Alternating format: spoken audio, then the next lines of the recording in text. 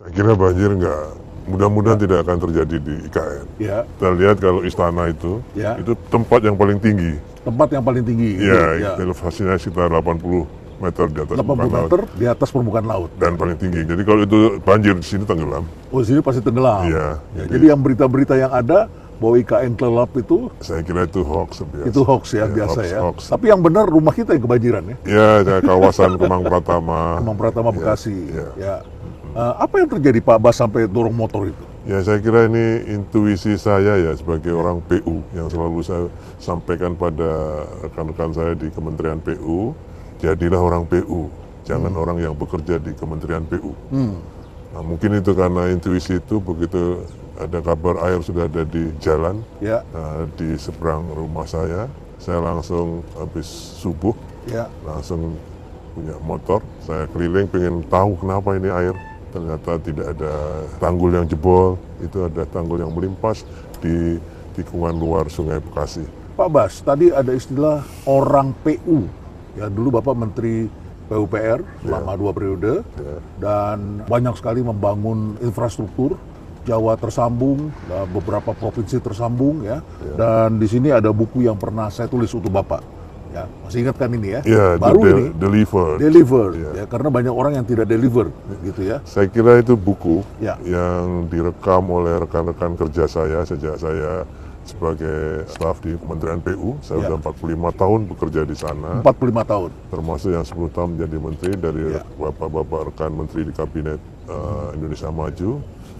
Saya kira atas wawancara dari Profesor Rena Ya. Kasali dikumpulkan dan itu ditulis.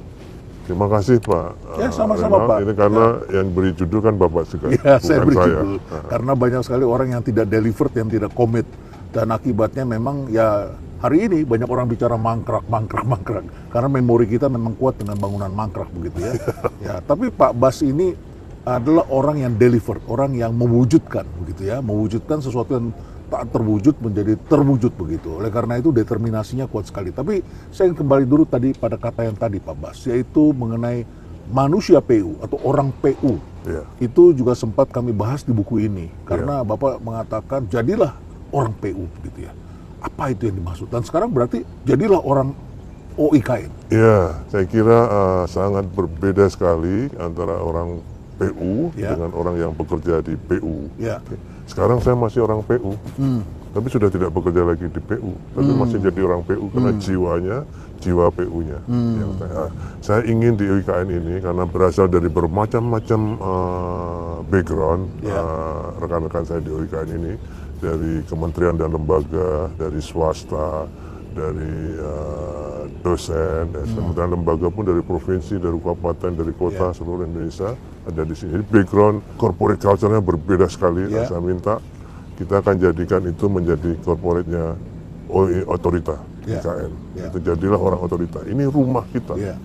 Ini tempat kita berkarya, tempat kita membina kehidupan dan keluarga kita. Jadi kalau tidak begitu, orang akan berpikir saya orang yang bekerja di Iya. suatu tempat. Tapi kalau jadi orang X, berarti dia melekat pada dirinya. Iya. Dia mempunyai panggilan, dia mempunyai Iya. calling. Value-nya beda sekali. Values-nya beda. Beda sekali. Jadi kalau orang yang bekerja di satu tempat itu kayak kos-kosan. Dia anytime bisa pindah. Tapi kalau orang yang merasa itu rumahnya, Ya. insya Allah dia akan tekuni itu. Orang PU seperti apa Pak Bas yang Bapak pikirkan dan kemudian setelah itu, setelah Bapak jalankan, dia bisa bekerja cepat dan bisa membangun infrastruktur begitu banyak pada saat itu. Jadi kalau orang PU, misalnya ada di sumber daya air, ada yang di Bina Marga, ada yang di Cipta Karya. Kalau di sumber daya air, kalau orang PU, Ya. begitu hujan, dia deg-degan. Orang yang bekerja sebagai expert banjir sungai, dia deg-degan. Ya. Dia pasti keluar. Karena dia lihat monitor, wah dia ambil deg-degan, apakah ada tanggul yang jebol atau enggak. Tapi kalau orang yang bekerja di PU, dia begitu hujan, dia berharap wah mudah-mudahan ada yang jebol, menjadi proyek. Sama aja kalau dia Bina Marga, dia bikin jalan, dia akan ada test drive-nya. Kalau di tikungan, dia bisa lari dengan 100 km per jam. Orang yang duduk di sampingnya itu dengan tenang masih tidur, dia tenang, dia senang. Tapi orang yang bekerja di Bina Marga, dia nggak pusing, dia mau bangun atau enggak dia lari saja. Jadi ada value-nya sekali. Itu yang saya dapatkan. Orang yang bekerja di situ ya dia berpikir pokoknya saya sudah kerjakan. Iya. Tahun depan ada dia ternyata nggak beres, dia bikin proyek lagi. Begitu. Ya, saya kira itu. Akhirnya dipelihara persoalan. Iya. Pak Bas juga dikenal sebagai orang yang bekerja, kalau di buku ini kita bercerita ada iramanya, ada rhyme-nya. Oh iya, Bekerja ada rhyme. rock and roll. Rock and roll. Ya. Dulu karena kita iramanya adalah mengejar ketertinggalan. Sebetulnya ini pun masih belum. Kita masih kalah dengan Vietnam. Ya, stok infrastruktur kita masih kalah. Kita kalah dengan Thailand. Nah, jadi kita mengejar ketertinggalan dengan rock and roll. Ya. Jadi kalau iramanya karena saya senang musik, Ya. bukan pop, bukan keroncong. Tapi rock and roll tetap tapi dengan prudent dan dengan tata kelola yang baik. Tapi tetap kita rock and roll 7 hari per minggu, 24 jam per hari pada saat awalnya itu. Walaupun pada saat awalnya banyak kecelakaan. Ya, kita rekam itu tol ada yang ambruk. Kita stop 2 minggu, kita evaluasi kenapa ini. Habis itu jalan lagi sampai sekarang. Alhamdulillah aman-aman semua. Jadi dilengkapi dengan manajemen resikonya, safety-nya, diperiksa semua. Sampai itu berpengaruh pada penyedia jasa. Di BUMN Karya langsung dibentuk direktorat tadi manajemen risiko yang tadinya nggak ada. Tadinya nggak ada. Jadi hari ini ada sekitar 400 orang ya ASN yang baru datang di sini in charge, sudah ditempatkan 400 orang di OIKN. Kalau yang ditempatkan di sini sudah 623 orang. 623, sudah 623. Iya. Dan otorita ini adalah untuk anak-anak muda yang depan. Kami ini 2-3 tahun sudah lewat. Ya. Baik, jadi ini diharapkan mereka yang bekerja di OIKN menjadi manusia OIKN dan mereka mempunyai standar yang tinggi dalam bidang dalam pelayanan publik, dalam pekerjaan, supaya mereka bisa deliver pekerjaan itu juga dengan tepat waktu, responsif dan bertanggung jawab begitu kurang lebih. Saya kira ya, nanti ini makanya ini saya datangkan dulu di sini kesiapan. Nanti kalau sudah ada kementerian lain pindah, ini akan berkompetisi. Jangan sampai nanti kami yang di otorita ini standarnya justru yang harus menjadi contoh, itu nanti lebih mencontoh yang lain, dengan sampai kebalik. Ini yang menjadi tantangan saya untuk bisa menyiapkan teman-teman saya ini menjadi contoh untuk birokrasi yang akan datang. Pak Bas, pertanyaan yang banyak diajukan ke saya dan juga teman-teman bicarakan di publik itu adalah mangkrak. Ini otak kita sudah terbiasa kan melihat ganti pemerintahan mangkrak. Apa yang mesti kita jelaskan tadi? Mudah-mudahan atau saya kira, saya pikir beliau-beliau yang mempunyai pikiran itu mungkin belum pernah melihat ke sini. Hanya dengan analisa, dengan data-data analisa, tentunya analisa dan hasilnya bisa bermacam-macam. Tapi kalau Pak Renat lihat kondisinya ini 2 tahun, nanti tahun depan Bapak kesini pasti sudah berubah. Tahun depan lagi, 2 tahun lagi pasti akan berubah sesuai dengan tahapan pembangunan. Karena tidak hanya fisik saja pembangunan otorita ini. Kami juga mempersiapkan fungsi pemerintahan yang harus kita siapkan. Saya kalau ditanya, saya bilang mangkrak bisa mangkrak kan bisa kan? Bisa. Mungkin kan? Bisa, tapi nyatanya sekarang yang terakhir saja, IKN ini menjadi salah satu program strategis nasional. Ini yang terakhir dengan Perpres yang terakhir. Artinya pemerintah sekarang masih memprioritaskan ini, masih komit. Jadi nggak ada bedanya antara Bapak Presiden Jokowi dan Bapak Presiden Prabowo. Nggak ada sama sekali. Semuanya dua-duanya ingin mewujudkan, bahkan Bapak Presiden Prabowo ini mempercepat, memerintahkan pada saya untuk menyiapkan ekosistem yudikatif dan legislatif, tidak hanya kantor dan hunian, tapi juga ekosistemnya selesai sebelum tahun 2028. Nggak capek Pak Bas. Nah, ini sudah tugas dan perintah. Saya ini masih birokrat, jadi perintah itu akan saya emban betul. Kalau ketika saya mengucapkan bisa mangkrak, apa yang membuat itu bisa mangkrak? Apa karena satu, anggarannya tidak disediakan? Yang kedua, karena leadership barangkali, ya kan? Yang ketiga barangkali adalah karena ada situasi politik yang berubah. Yang keempat barangkali karena ada konflik, saling ribut satu sama lain. Kalau itu mungkin kan? Dan itu manfaatnya nggak ada. Empat-empatnya nggak ada. Nggak ada. Hari Anggaran? ini, situasi hari ini nggak ada. Iya, coba anggaran. Pembangunan IKN ini tidak hanya dari APBN, tapi juga dari KPBU, juga dari investasi murni swasta. Ini sekarang sudah ada semua. Oke. Besok siang kami akan menandatangani PKS yang untuk swasta yang baru, ada 4 atau 5. Ya, tadi. Bahkan Lokal atau internasional? internasional, Atau dua-duanya? ada internasional. Internasional Jadi sudah ada, mulai akan masuk. oh iya, Ya. KPBU itu ada internasional dari Malaysia dan dari China. Oke. Ya. Jadi untuk tahun 2025 ini kami APBN-nya kalau yang APBN dari 2025 sampai 2029 totalnya 48,8 sudah diketahui, itu sudah disetujui.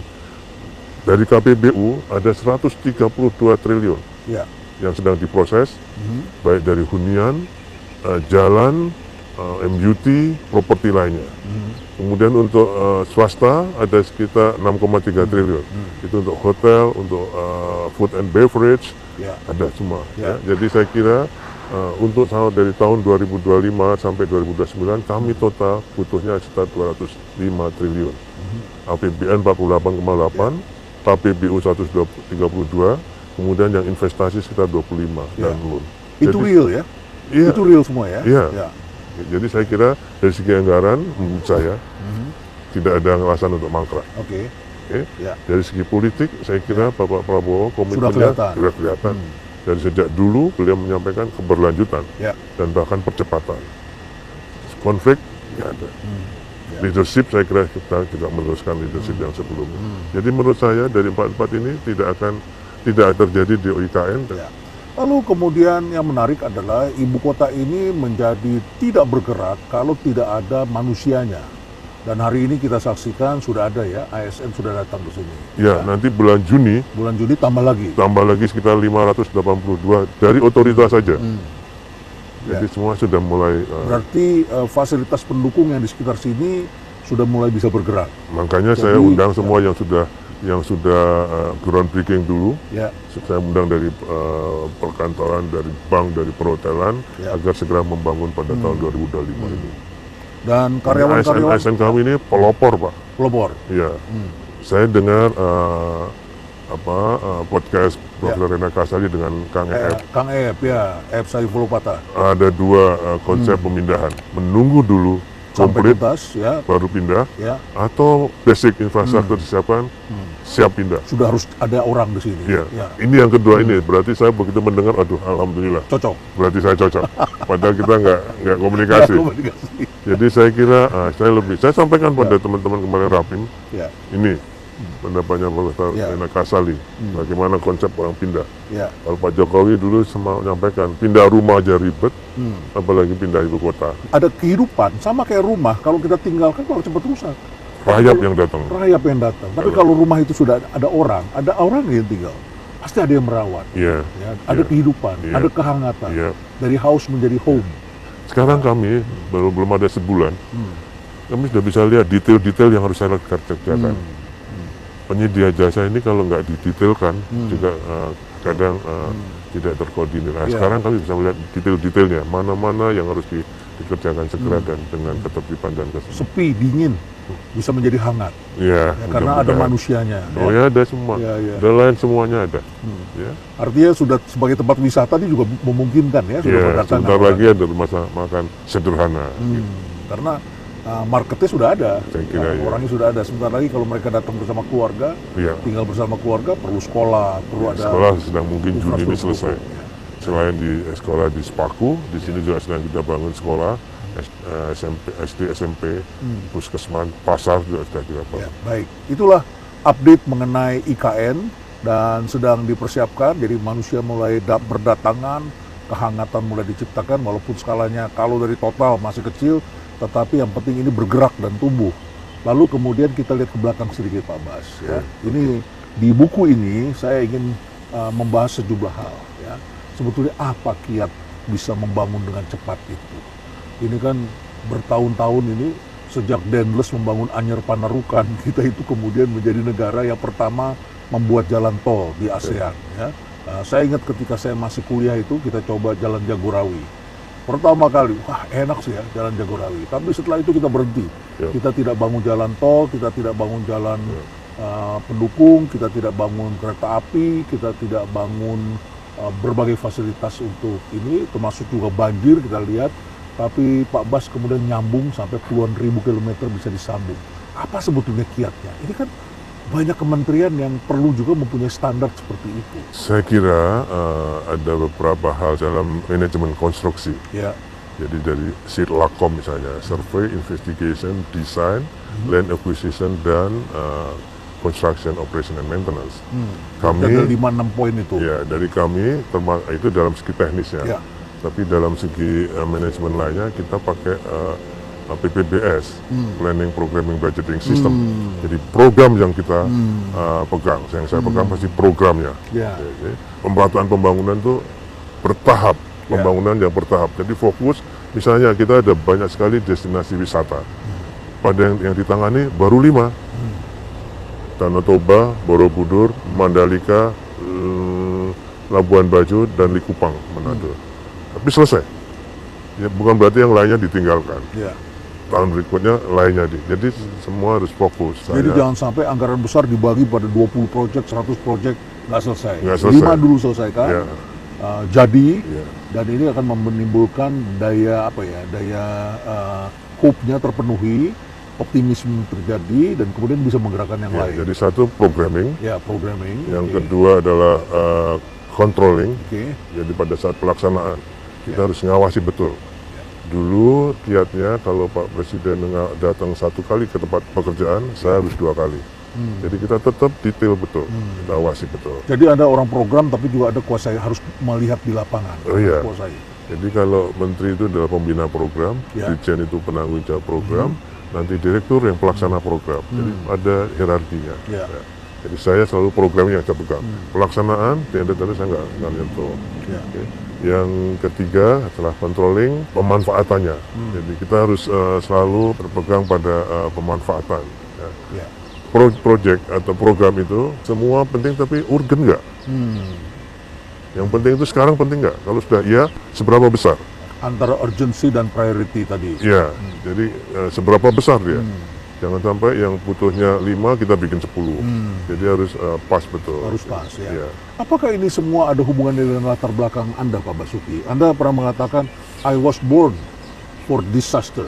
Iya, for disaster. For Jadi disaster. semua selama saya berkarir di Kementerian PUPR, alhamdulillah setiap ada bencana, saya pasti dikirim.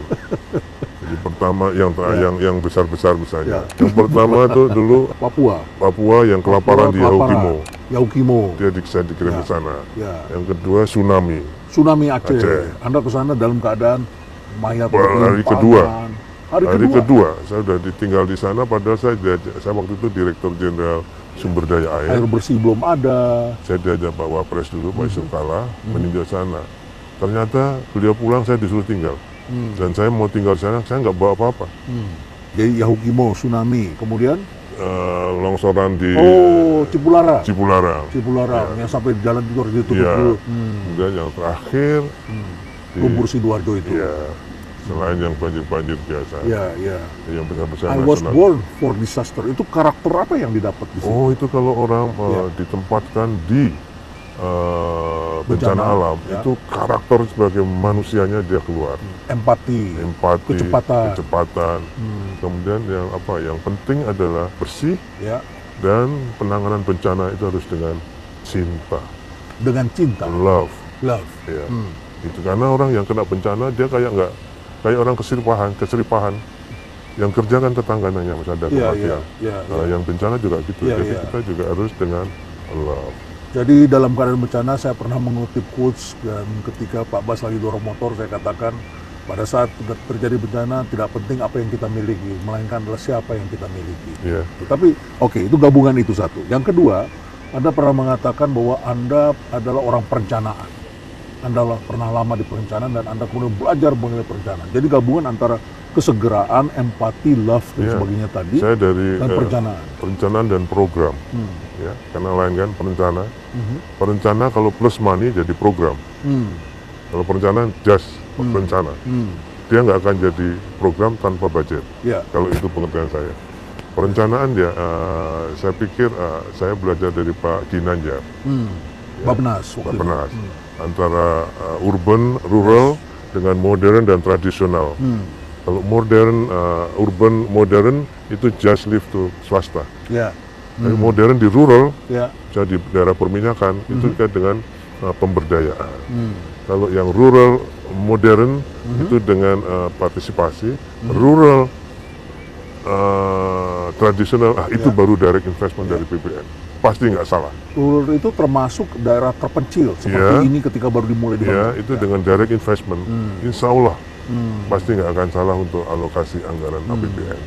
Jadi ada. Kemudian money, ya, Anda adalah termasuk orang yang saya tanya sama teman-teman di Kementerian Keuangan dan Prof. Suwa mengatakan begini, Pak Bas ini adalah menteri yang paling sering dapat penugasan, tidak pernah menolak dan tidak pernah minta anggaran tambahan. Maninya dari mana, Pak Bas? Dari DIPA kita, Ya. kalau itu sudah perintah presiden, karena prioritas bagi saya adalah perintah presiden, Ya. wakil presiden, kemudian amanat dari DPR RI, Ya. baru yang lain-lain. Ya. Ya, jadi kalau ada perintah presiden itu the most priority. Jadi Walaupun kalau anggarannya hanya segini, kita sama, kan, ya, tapi ada kan beberapa program yang kita bisa drop dulu, prioritas berubah. Optimalisasi menjadi penting. Makanya kalau yang namanya well program itu Ya. bukan 100%, Bukan. 80%. 80%. Yang 20% ini yang rolling program itu. Kalau ada Rolling something, program itu apa? ya kalau ada sesuatu di perjalanan, kan harus kita. Karena harus kalau sudah kita cadangkan. iya, karena kalau kita setiap tugas minta uang itu bukan pemimpin, Apa itu kalau setiap sekali ada ini staff biasa itu. Ya kan? proyek ya uangnya dulu Pak, proyek Iya, uangnya dulu. nggak ada Ya. negaranya Pak. Saya kira itu Itu staff. constraint base ya, cara Iya. berpikir yang penuh keterbatasan ya, Iya. constraint base. Ini entrepreneurship ini. Oh gitu ya. Ya karena melihat opportunity dan dari anggaran yang ada bisa dioptimalkan kan, Iya. kita lihat begitu. Jadi bukan tar dulu kalau nggak ada uangnya kita nggak kerjakan. Iya, itu staff itu. Itu staff yang berpikir. Bukan gitu. pemimpin, bukan leader. Ya, pemimpin itu artinya dalam Kita kan pembantu keterbatasan. presiden. Ya, Kalau presiden perintah, kita terus menolak. ya. Itu kan bukan pembantu. Kita harus mengupayakan kalau sudah kotak-kotak mentok, baru Ya. kita ke Menteri Keuangan. Dan insya Allah Ya. saya belum pernah minta. Saya pernah mendengar satu kata, tapi saya lupa lengkapnya. Dan Pak Bas pernah mengatakan, orang kalau lagi rapat atau lagi ini ikut dengan saya, ya dia harus lurus begitu ya. Apa yang Anda sebutkan? Satrio Sambodo, apa itu pada waktu itu? Ya Pak, harus perwira. Ya. Harus sebagai perwira yang sebodoh. Jadi jangan menghindar dari masalah. Tatai itu masalah. Ya harus, kalau di PU kan harus orang berani, Ya, kuat, ya. dan berjiwa seni. Oh, berjiwa seni. Ya, jadi berani kalau dia berintegritas, Ya, kuat kalau dia kompeten, ya. berjiwa seni karena dia harus improvisasi dan inovasi. Padahal ini banyak kan orang teknik ya. Ya, Orang teknik kan biasanya kaku, memikirkan lebih banyak struktur daripada artnya. ya makanya kalau Pak Presiden dulu nyampaikan, Ya. orang PU ini bisanya cuma bangun beton-beton tanpa ada inovasi, ada seninya. Kotak-kotak aja begitu ya. Jadi itu memang berubah. Ya. Seberapa susah Pak merubah orang PU supaya mempunyai seni? Nggak gampang, Nggak gampang. nggak gampang itu. Ya, Jadi misalnya contoh kecil, Bapak kalau lihat jalan, ya, itu yang marka jalan di tengah kuning, ada yang putih.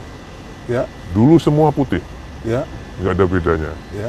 Nah, merubah putih menjadi kuning. Untuk ya, saya pengen bedanya jalan nasional dengan jalan provinsi dan kabupaten. Ya, Jalan nasional harus kuning, ya. karena kalau dia rusak, kita tahu itu jalan nasional langsung. Oh, ketika ngecek langsung kita tahu. Oh, ini jalan Ini nasional. tanggung jawabnya pusat ini. Iya. Tapi kalau dulu, kalau lagi yang bagus, diakui oleh nasional. Jadi kalau rusak, Pak, itu provinsi. Nah, Gitu ya. oh iya egonya Pak, ya. ini saya jujur aja. Ya, ya. Yang berubah itu nggak gampang. Itu hampir 3-4 tahun baru seluruh Indonesia kuning. Nggak gampangnya karena luas Indonesia atau karena Karena ada aturannya. ya. Oh, harus pakai aturan ya. Iya, jadi Ya. waktu itu, mohon maaf ini, waktu pertama sekali saya panggil Direktur Jenderal Bina Marga, saya pengen ini berubah kuning. Wah, nggak bisa Pak. Kenapa? Karena ada aturannya Pak. Apa aturannya? Ada permen PU-nya, karena harus kita bicara dengan perhubungan segala. Nah sekarang kamu bicara dengan Menteri PU. Rubah. Oh, dia kaget kan. Jadi banyak sekali orang yang berpikir kalau sudah peraturannya begitu harus terus diikuti seperti itu, dan ketika kondisi berubah mereka tidak siap untuk merubah aturannya pun, itu. basicnya. Iya. Hanya sebagai follower. Iya, iya. Kalaupun nggak ada aturannya, terus wah nggak ada aturannya. Loh, sekarang kita yang bikin aturan, bikin. Itu seperti membangunkan orang ya. Saya kira ya, banyak itu yang gitu. Ya karena bukan apa-apa. Karena dulu teman-teman yang tahun pertama itu kan teman-teman dirjen itu kan teman-teman saya. Iya. Sejak Kasubdit, direktur, itu kan teman-teman. Satu jadi, generasi. Iya, jadi lupa. Udah berubah. Udah bicara dengan menterinya. Jadi bercanda jadinya. Mereka lupa bahwa ini menteri yang memang bisa untuk berubah aturan, Iya, begitu, iya. berubah. Saya juga kaget Ada karena pegangan. saya menterinya ini. Pak, orang PU itu kan menghadapi situasi yang tidak mudah di lapangan. Ya, misalnya sebut saja daerah konflik. Kita pernah beberapa kali menghadapi. Tidak hanya daerah konflik, Ya. Pak. Pada pengalaman saya ini, pandemi, Ya, yang orang lain harus di rumah, ya, orang PU harus bekerja, menyiapkan rumah sakit dan sebagainya. ya. Dan nggak ada pekerjaan yang berhenti, jalan. Jadi begitu ada yang kena masalah pegawainya stop, nanti udah selesai jalan lagi. Bahkan rekan saya yang di Cipta Karya, Ya. yang harus menyiapkan rumah sakit darurat itu diimunisasi dulu. Tapi tetap jalankan dan insya Allah dan alhamdulillah bisa selamat. Ya. Jadi memang menghadapi yang begitu. Belum yang daerah konflik, daerah banjir, daerah bencana, longsor, Sukabumi, Cianjur. Orang Tapi selalu harus siap ya, oh iya, dalam keadaan seperti itu itu siap. SOP-nya 1 jam, 24 jam Ya. sudah ada di lapangan. Ya. Lalu ketika saya diminta oleh KPK, ya kami ini kan mentor di KPK begitu, terutama pada periode-periode awal sampai yang terakhir kemarin itu ada program Paku Integritas, Ya. dan semua kementerian itu diwajibkan mengirim eselon 1-2. Menarik sih, dari kejadian di sana ada juga yang akhirnya kemudian masuk ke gedung tahanan, ruang tahanan begitu. Padahal mereka sudah lihat pada waktu itu masuk, kita ajak piknik ke dalam tempat tahanan itu dan lain sebagainya, dan kami memberikan materi. Tapi saya terkejut, the only minister, satu-satunya menteri yang mendampingi eselon 1-nya mendengarkan itu adalah Pak Basuki. Mengapa Pak Bas begitu tertarik harus mendampingi pejabat-pejabat eselon 1 itu? Yang lain itu dilepas, Pak. Iya. Bahkan ada dirjennya yang tidak datang. Iya. Ya, tapi Pak Bas itu mendampingi dari awal sampai selesai begitu. Ya, karena saya juga 6 tahun jadi inspektur jenderal, Oke. Anda 11 tahun menjadi pejabat eselon 1 ya? 13 tahun. Oh, 13 tahun Ya, tepatnya. ya, 13 tahun. Dan jadi 6 satu. tahun itu terlama berarti jadi irjen. Ya, sebagai eselon terlama 1. di inspektor jenderal Kementerian PU waktu itu Ya. sebelum PUPR. Jadi saya ingin tahu persis juga tentang pencegahan korupsi ini. Ya. Dari saya belajar dari situ ada istilah corruption risk assessment. Corruption Risk Assessment. Namanya kelihatannya keren tapi simple. CRA, ya. Simpelnya jangan membuat keputusan berdasarkan pendapat organisasinya sendiri. Ya. Harus Jadi perlu mengajak. second opinion. Iya, second Ya, atau untuk mengurangi third. risiko. Karena PU ini Ya, tugasnya membelanjakan uang negara. yang sangat besar. Ya, tidak mencari tapi membelanjakan melalui pengadaan barang dan jasa. Ya. Jadi saya harus dengan BPKP, LKPP, Jamdatun, bahkan KPK sendiri sampai ke Baris Krim. Itu pun saya harus hati-hati betul. Bukan berarti itu menggaranti, Ya. tapi kita Jadi leadership kita, intuisi kita, pengalaman jam terbang itu turut mewarnai pikiran Oh, kita. iya, Pak. Walaupun sudah diberikan pandangan dari pihak ketiga, tetap ada kalanya kita juga baca lagi kayaknya ini nggak benar. Ada betul. begitu juga. Itu iya, itu kalau itu sudah Otomatis, hati ya. kecil kita bicara. Lalu kemudian dengan mengelola anggaran yang sangat besar, kan anak buah Anda bisa saja hidupnya menjadi serba berkelimpahan, bisa saja terjadi flexing dan lain sebagainya.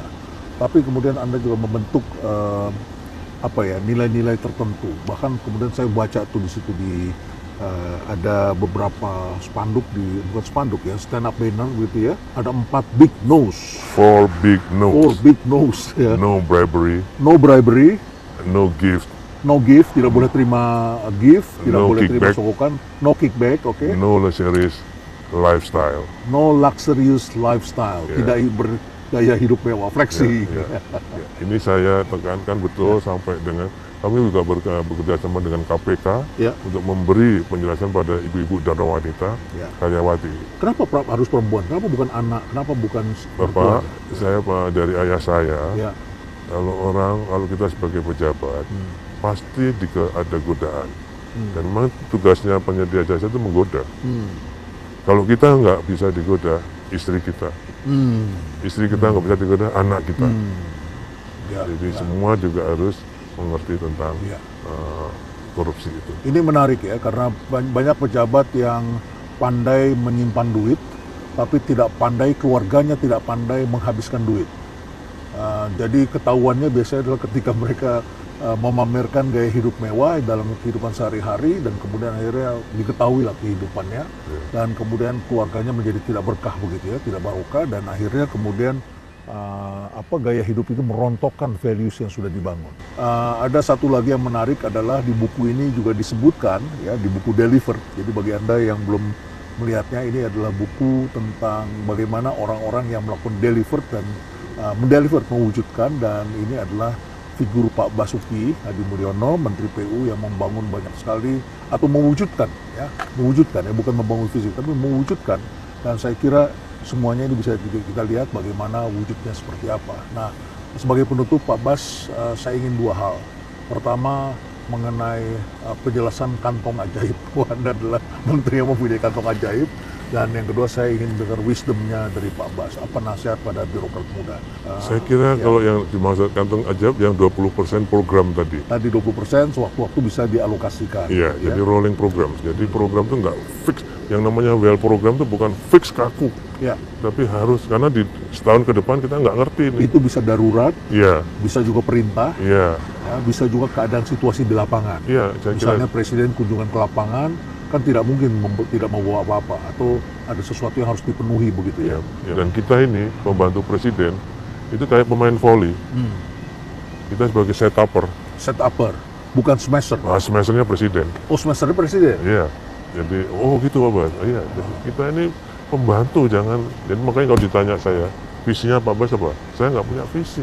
Ini memang menjadi lucu ya kalau kita punya menteri yang genit-genit begitu ya, yang rajin menjanjikan melebihi dari presidennya begitu ya. Nah, jadi jangan smash, tetapi set up gitu ya. Jadi kita hanya setupper. Ya. Menteri ya, presiden yang smash. Ya, baik. Wisdom, Pak Bas, pada birokrat muda, pada ASN muda, generasi baru berdatangan dengan cara baru, seakan-akan terlalu banyak pilihan. Saya menyebutnya ini adalah the illusion of choice. Kalau saya tidak kerja di sini, saya bisa kerja di tempat yang lain. Banyak pikiran begitu, faktanya tidak demikian tentunya, tetapi menjadi ASN itu adalah pekerjaan yang long term, bukan short term. Iya. Berbeda. Jadi, Apa ya, saran yang bisa Bapak kalau sampaikan? untuk ASN, sebetulnya juga bukan untuk ASN. Ya. Pekerjaan itu adalah pilihan hidup. Ya, kalau buat saya, pilihan hidup. Jadi once kita memilih, tekuni itu. Tekuni artinya syukuri. Ya. Karena bersyukur itu bukan hanya bilang alhamdulillah terus sujud syukur. Itu nggak cukup. Yang namanya syukur ya kita syukuri, kita Sampai ke sini ya. kerja keras, ya maksimum apa yang ditugasi pada kita, dan silaturahim. Masih diperlukan kerja keras. Oh iya Pak. Jadi Anak kalau muda kan ngomongnya kerja smart, kita yang ngomong kerja keras sering diketawain anak muda. smart is a must, but not sufficient. Not sufficient, tidak cukup. Nggak cukup. Harus ada akakur karimah. Karena kita selalu bekerja teamwork, nggak akan kita bisa bekerja sendiri. Dengan teamwork itulah, karena kita harus teamwork itu, kita harus akhlakul karimah.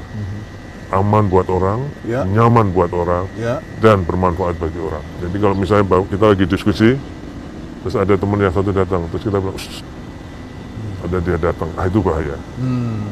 Tapi kalau kita dicari orang, dicari grup untuk ikut diskusi, itulah yang akhlakul karimah. Karena semua orang nyaman, tapi bukan sekedar nyaman karena kita tidak melakukan apa-apa. Bukan Tapi free karena rider. bukan free rider, tapi Ya. karena kita memberi manfaat. Ada manfaat, kehadiran kita selalu memberi manfaat. Tapi kita bukanlah orang yang sombong, menyombongkan diri, dan merasa semuanya adalah hasil dari kita. Nggak ada satupun pekerjaan yang bisa kita klaim bahwa itu kerja kita. Tidak ada. Ya. Dan menjadi ASN ini adalah sebuah lari decathlon barangkali ya. Kita bukan lari sprint 100 meter selesai, bukan lari rintangan biasa. ini lari multi rintangan karena karir kita bisa ditempatkan di mana saja, Yep. kita bisa harus berangkat kemana saja, Yep. dalam situasi apa saja, ya, suka maupun duka, dan ini adalah pekerjaan jangka panjang, gitu ya Pak Bas ya. Mungkin kalau saya pesan saya ini tadi, smart is a must, Ya. but not efficient. Not Jadi sufficient. anak-anak muda ini jangan merasa sudah bisa digital gini-gini terus bisa segalanya. No. Artinya masih banyak ujian yang harus kita jalankan. Iya. Baik, Pak Basuki Hadi Mulyono, terima kasih Anda menjadi Menteri PUPR selama 2 periode. Banyak karya yang telah dijalankan, oleh karena itu saya ingin menginspirasi, saya minta sama Pak Bas, kita harus tulis ini, karena ini perlu membantu ASN di seluruh Indonesia agar membangun sesuatu itu bisa diwujudkan. Jangan membangun itu sepotong dan kemudian mangkrak dan kemudian menjadi bahan tertawaan, dan kita sebagai bangsa tentunya mulai berpikir bahwa mangkrak itu adalah inefisiensi, mangkrak itu adalah sesuatu yang barangkali kita harus punya rasa bersalah barangkali ya. Ada dosa besar. Bagaimana uang begitu besar kita tenggelamkan. Kita tentu perlu merawatnya, kita tentu perlu mewujudkannya. Dan kalau orang lain mau bekerja 2 tahun, kita barangkali harus berpikir 1 tahun harus lebih cepat, Yep. supaya kita Yep. bisa mewujudkan dan bisa dalam kendali itu. Jadi, dan harus efisien, benar-benar efisien. Betapa berdosanya kita ketika kita melakukan pemborosan dan tidak diselesaikan. Boleh saya tambahin sedikit? Boleh Pak Bas. Oke, Ya. saya ingin menggarisbawahi juga basic teori dari Pak Profesor Endar Kasali bahwa IKN ini dari 4 hal, anggaran, leadership, political change, dan apa tadi? Stability, tidak ada satupun yang membawa IKN mangkrak. Jadi saya kira ini sudah dianalisa oleh secara ilmiah. Dari 4 hal ini, insya Allah IKN akan berjalan terus dan lebih cepat untuk kita punya ibu kota baru Nusantara.